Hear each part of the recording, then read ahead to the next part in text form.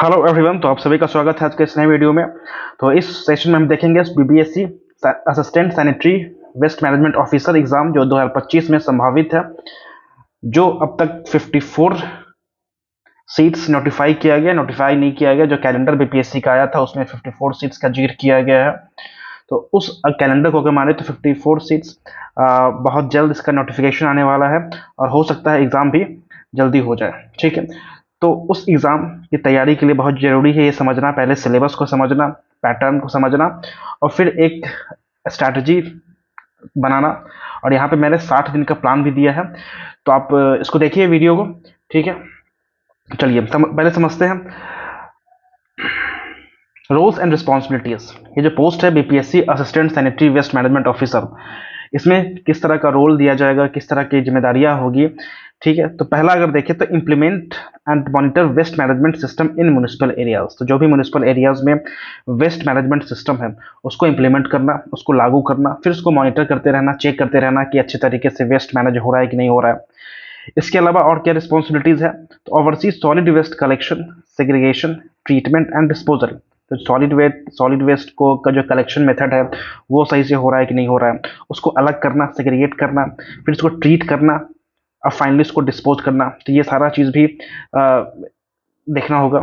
Third responsibility क्या है, ensure liquid waste treatment as per CPCB और एसपीसीबी नॉर्म्स। जो भी सेंट्रल पॉल्यूशन कंट्रोल बोर्ड है या स्टेट पॉल्यूशन कंट्रोल बोर्ड है उसके जो नियम कानून है, नॉर्म्स है, उसके तहत जो लिक्विड वेस्ट ट्रीटमेंट को इंश्योर कराना कि अच्छे तरीके से ट्रीटमेंट हो बिफोर डिस्पोजल। ठीक है, फोर्थ रिस्पॉन्सिबिलिटी क्या है, supervise sanitation facilities, cleanliness drives and public awareness. ठीक है, तो जो पब्लिक अवेयरनेस लोगों के अंदर फैलाना, सफाई का एक ड्राइव चलाना, लोगों के अंदर अवेयरनेस लाना। फिफ्थ क्या है, ensure compliance with environmental laws and municipal by laws.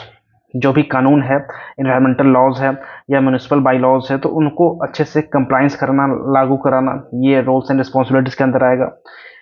Sixth क्या है कि coordinate with engineering, health and environmental departments. जो भी डिपार्टमेंट्स है, अलग अलग डिपार्टमेंट होते हैं, तो उनके बीच में कोऑर्डिनेट कराना ताकि जो भी वेस्ट मैनेजमेंट वाला काम है वो अच्छे से हो सके। ठीक है, अब आता है एग्जाम पैटर्न पे। एग्जाम पैटर्न की बात करें तो यहाँ पे 2 पेपर होता है, दोनों क्या होगा, रिटेन होगा और ऑब्जेक्टिव टाइप होगा। रिटेन टेस्ट होगा और 2 पेपर से, ऑब्जेक्टिव टाइप होगा, दोनों का क्या होगा, 2 घंटा ईच होगा। पेपर 1 की अगर बात करें तो पेपर 1 में आएगा आपको जनरल स्टडीज 100 मार्क्स का। ठीक है, पेपर 2 की बात करें तो solid and liquid waste management, ये भी आएगा 100 मार्क्स का। ठीक है, तो टोटल कितना हो गया, 200 मार्क्स हो गया। और यहाँ पे कोई निगेटिव मार्किंग नहीं होता है और जो फाइनल मेरिट बनेगा वो आपको इन्हीं 200 मार्क्स के आधार पर बनेगा, तो कोई इंटरव्यू भी नहीं होता है। ठीक है, ठीक है,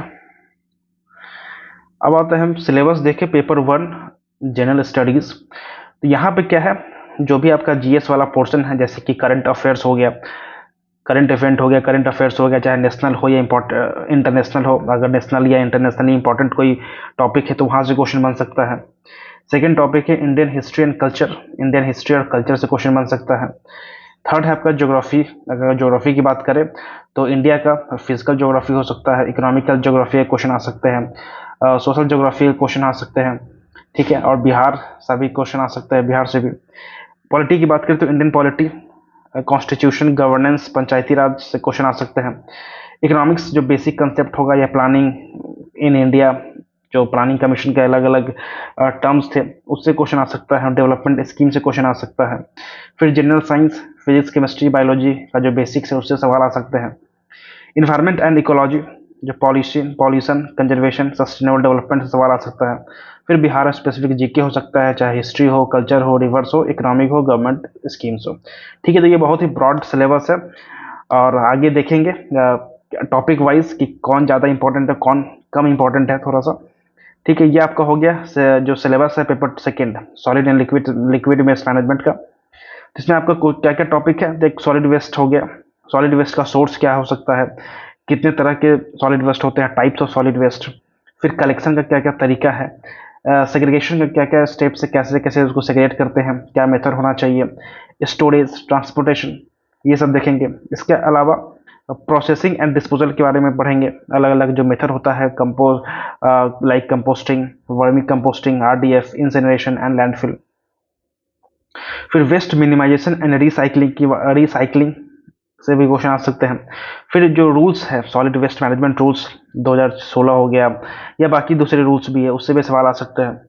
फिर ये आपका हो गया सॉलिड वेस्ट से संबंधित। फिर एक टॉपिक है, नेक्स्ट सेक्शन है लिक्विड वेस्ट, वहाँ पे वेस्ट वाटर कैरेक्टरिस्टिक पढ़ेंगे, कलेक्शन सिस्टम क्या होना चाहिए। फिर ट्रीटमेंट, अब ट्रीटमेंट भी 3 तरह का होता है, प्राइमरी, सेकेंडरी, टर्सरी,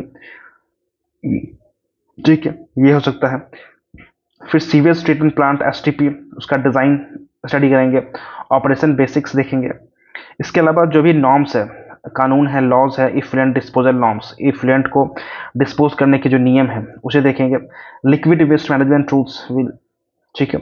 फिर पब्लिक हेल्थ में सैनिटेशन हो गया, एनवायरमेंटल हाइजीन होना चाहिए, स्वच्छ भारत मिशन के बारे में स्टडी करेंगे।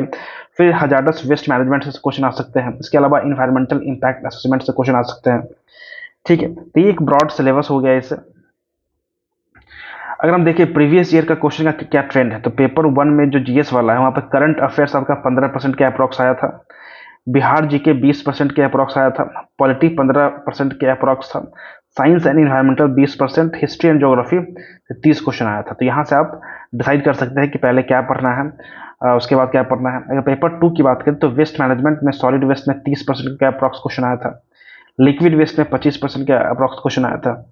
इसके बाद waste management rules, waste rules 15% के क्वेश्चन आए थे, पब्लिक हेल्थ 10%, पॉल्यूशन 20%। तो ये आपका हो गया प्रीवियस ईयर का क्वेश्चन का ट्रेंड हो गया, ठीक है।